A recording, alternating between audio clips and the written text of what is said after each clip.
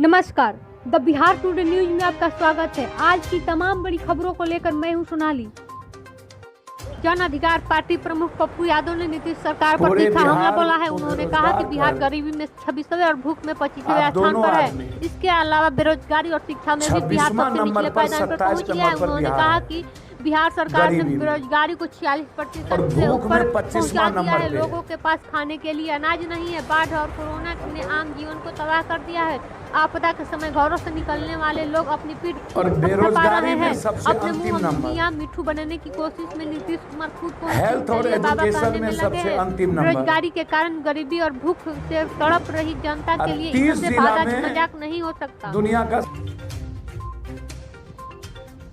पूर्व मुख्यमंत्री राबड़ी देवी, नेता प्रतिपक्ष तेजस्वी यादव और विधायक तेज प्रताप यादव ने बुधवार की रात 9 बजते ही राबड़ी आवास 10 सर्कुलर रोड की सारी बत्तियां बुझा दी और लालटेन लेकर खड़े हो गए। राजद का यह अभियान बेरोजगारी और सरकारी संस्थानों के निजीकरण के खिलाफ स्वयंसेवी संगठनों और बेरोजगार युवकों के आह्वान पर शुरू किए गए आंदोलन के समर्थन में था। इस अवसर पर नेता प्रतिपक्ष ने कहा कि बेरोजगारों के समर्थन में जो भी लड़ाई लड़नी होगी, राजद पीछे नहीं हटेगा।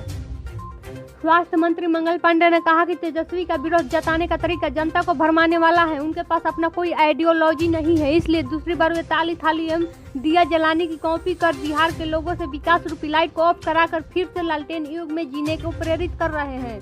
प्रधानमंत्री की सोच रचनात्मक और रक्षात्मक थी, लेकिन तेजस्वी यादव का यह नया पैतरा एनडीए सरकार द्वारा राज्य में किए गए विकास कार्यों से ध्यान भटकाने के सिवाय और कुछ भी नहीं है। बिहार में कोरोना संक्रमण की रफ्तार अब धीमी हो गई है। स्वास्थ्य विभाग की ओर से जारी रिपोर्ट के अनुसार बिहार में 1498 लोग कोरोना पॉजिटिव मिले हैं। इसके साथ ही राज्य में कोरोना संक्रमितों की संख्या बढ़कर 1,52,192 हो गई है। पिछले 24 घंटे में 10 लोगों की मौत हो जाने से जान गंवाने वालों की संख्या बढ़कर 775 हो गई है। वहीं अब तक कुल 1,35,791 मरीज ठीक हुए हैं। बिहार में वर्तमान में कोविड-19 के 15,625 सक्रिय मरीज है। बिहार में कोविड-19 मरीजों की ठीक होने की दर 89.22% है। बिहार के डिप्टी सीएम सुशील कुमार मोदी ने कहा कि कोरोना से किसी बैंक कर्मी की मौत होने पर उनके परिजनों को भी 4 लाख रुपए दिए जाएंगे। मुख्यमंत्री राहत कोष के तहत इन्हें भी यह राहत राशि उसी तरह से दी जाएगी जिस तरह किसी अन्य व्यक्ति को मिलता है। उप मुख्यमंत्री राज्य स्तरीय बैंकर्स कमेटी SLBC की 73वीं बैठक को संबोधित कर रहे थे। बैठक में कृषि मंत्री प्रेम कुमार, ग्रामीण विकास मंत्री श्रवण कुमार, योजना एवं विकास मंत्री महेश्वर हजारी, सहकारिता मंत्री राणा रणधीर सिंह के अलावा वित्त के प्रधान सचिव S सिद्धार्थ समेत अन्य मौजूद थे। पकड़ी दयाल पथ पर पटखौलियार कटान के समीप बदमाशों ने सोना व्यवसायी सचिन कुमार के पैर में गोली मारकर 1 लाख कैश और 3 लाख के आभूषण लूट लिए।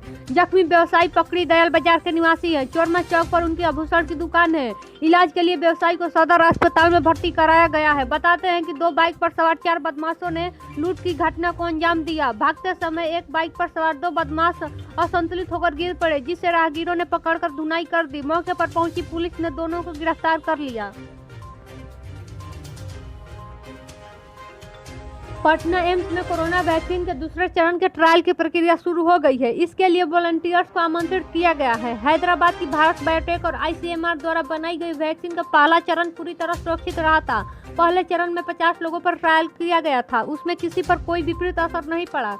पहला चरण में दिए गए डोज का परीक्षण लगभग सफल रहा है। अगर दूसरा ट्रायल भी सफल रहता है तो भारत में जल्द ही कोरोना का वैक्सीन आ सकता है। ICMR ने एम्स पटना समेत देश के 13 संस्थानों को वैक्सीन के ट्रायल के लिए चयन किया है।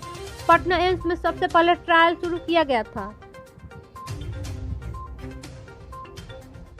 पटना नगर निगम के चतुर्थ वर्गीय दैनिक कर्मचारियों ने एक बार फिर अनिश्चितकालीन हड़ताल पर जाने का ऐलान किया है। दैनिक भोगी चतुर्थ वर्गीय कर्मचारियों ने अपनी नियुक्ति अस्थायी करने की मांग को लेकर हड़ताल करने का ऐलान किया है। 8,000 की संख्या में काम करने वाले चतुर्थ वर्गीय कर्मचारियों ने के हड़ताल पर चले जाने से शहर की सफाई व्यवस्था ठप हो सकती है।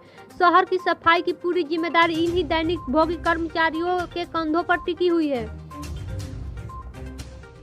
बिहार के मुजफ्फरपुर जिले के सदर थाना के दिघरा रामपुर शाह गांव से डकैती के बाद अपहरण मामले में पुलिस ने छात्रा को हरियाणा के गुरुग्राम इलाके से बरामद कर लिया है। साथ ही अपहरणकर्ता को भी अपनी गिरफ्त में ले लिया है। पुलिस निजी वाहन से उन्हें मुजफ्फरपुर ला रही है। पुलिस सूत्रों की माने तो जांच के दौरान छात्रा का लोकेशन दिल्ली व उसके आसपास के NCR इलाके में मिला। सदर पुलिस हरियाणा व दिल्ली की पुलिस की मदद से लोकेशन के आधार पर छापेमारी शुरू की और अपहरणकर्ता को गिरफ्तार कर लिया। पश्चिमी व पूर्वी चंपारण में बुधवार को अलग अलग जगहों पर नदियों और तालाबों में स्नान के दौरान डूबने से 7 बच्चों की मौत हो गई। पश्चिमी चंपारण में 3 और पूर्वी चंपारण में 4 बच्चों की डूबने से मौत हुई है। वहीं बिहार के बांका जिले में अलग अलग घटनाओं में जिउतिया पर्व को लेकर बुधवार को तालाब में स्नान के दौरान डूबने से सहोदर भाई बहन समेत 5 बच्चों की मौत हो गई। नालंदा जिले के सिलाव थाना के कमरदारगंज गाँव में एक व्यक्ति की शौच के दौरान नदी में डूबने से मौत हो गई। द बिहार टुडे समाचार में आज के लिए इतना ही। ऐसे खबरों से जुड़े रहने के लिए हमारे YouTube चैनल को सब्सक्राइब करें।